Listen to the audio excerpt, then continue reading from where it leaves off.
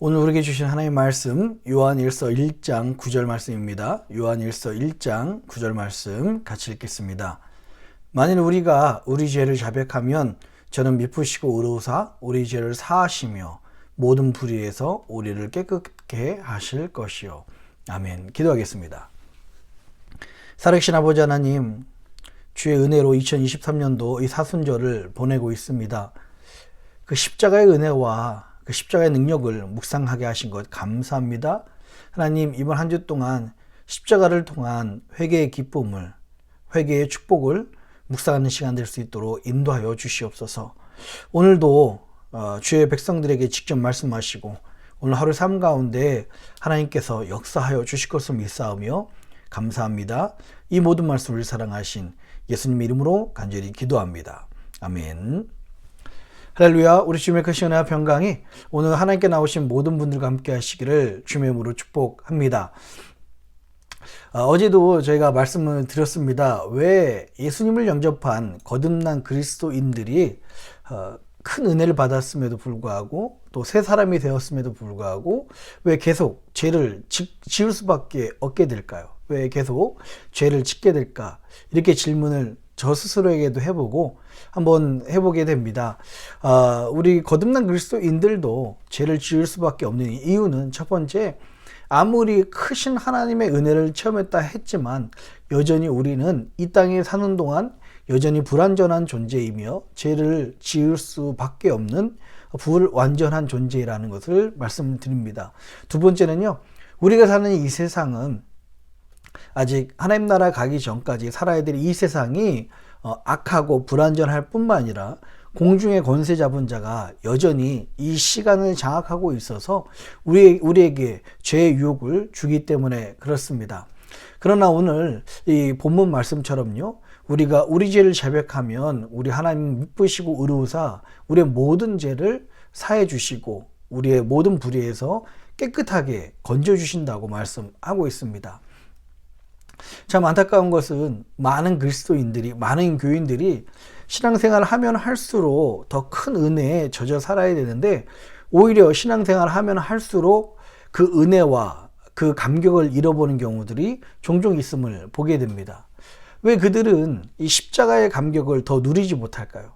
시간이 지날수록 더 큰 사랑을 깨달을수록 더 그 큰 감격을 누려야 되는 것이 정상인데 오히려 신앙생활을 오래 할수록 처음 믿었던 그 뜨거움들, 그 감격들을 잊어버린 경우들을 보게 됩니다. 예수 믿은 지 많은 시간이 흘렀기 때문에 그들이 예수님을 믿는 그 감격을 잃어버린 것인지, 여러분, 신앙생활을 하면 할수록 감격과 이 은혜를 잃어버리는 경우는 딱 한 가지 진단이 있는 것 같습니다.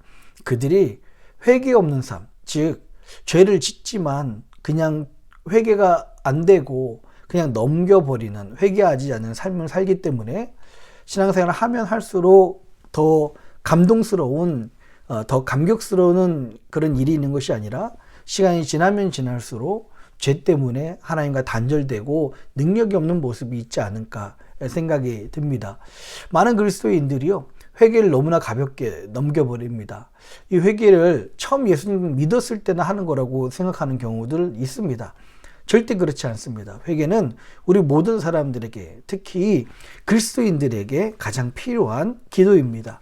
제가 한 가지 예화를 읽어드리겠습니다.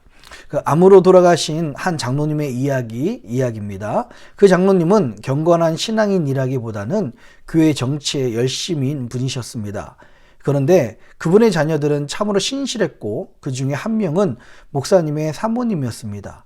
평소 아버지를 잘 모시지 못한 것이 못내 아쉬움을 느낀 딸은 지극히 정성으로 아버지를 간병하기 시작했습니다.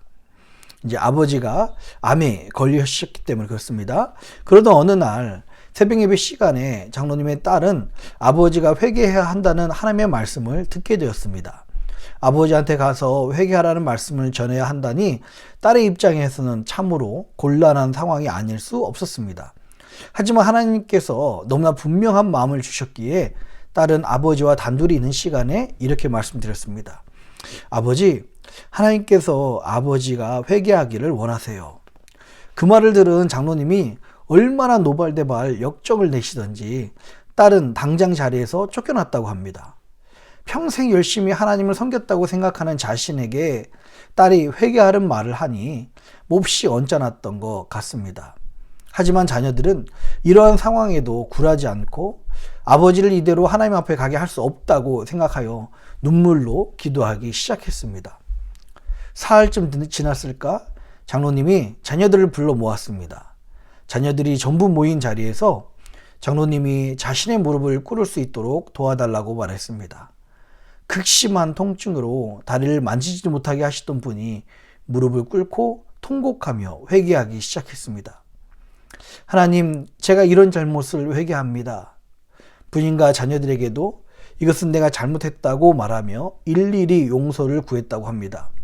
그러고는 자리에 누웠다가 회개할 일이 생각나면 또 일어나서 다시 무릎을 꿇고 회개하고 그렇게 내리 몇 날을 회개하시다가 어느 날 저녁 아무 고통 없이 평안히 소천하셨습니다. 하나님께서 그토록 기다리시던 회개를 다 썼고 하나님의 용서와 은혜를 입은 채 하나님께 가신 것입니다. 죄는 결코 가볍게 넘길 수가 없습니다. 우리 믿는 사람들에게도 더욱 그렇습니다. 옛날에 그 바늘 도둑이 소도둑 된다고 그렇게 이야기하잖아요. 우리에게 작은 죄를 쉽게 넘기는 모습이 있으면 결국에는 큰 죄도 회개치 못하고 넘기는 겁니다. 그래서 죄보다 더 무서운 것이 있어요. 우리 그리스도인들의 삶에는 죄보다 더 무서운 것은 회개하지 않는 삶입니다. 이 심령이 완악해져서 하나님께서 우리에게 매일 회개하라고 말씀하시는데 이 회개하지 않고 무릎으로 순종하지 못하는 것, 이것이 어쩌면 죄를 짓는 것보다 완악한 심령, 회개하지 않은 마음이 더 무서운 삶입니다. 왜냐하면 죄가 우리를 지옥으로 파멸로 인도하는 것이 아니고요, 죄를 지었음에도 회개하지 않는 것이 우리를 파멸로 인도하기 때문에 그렇습니다.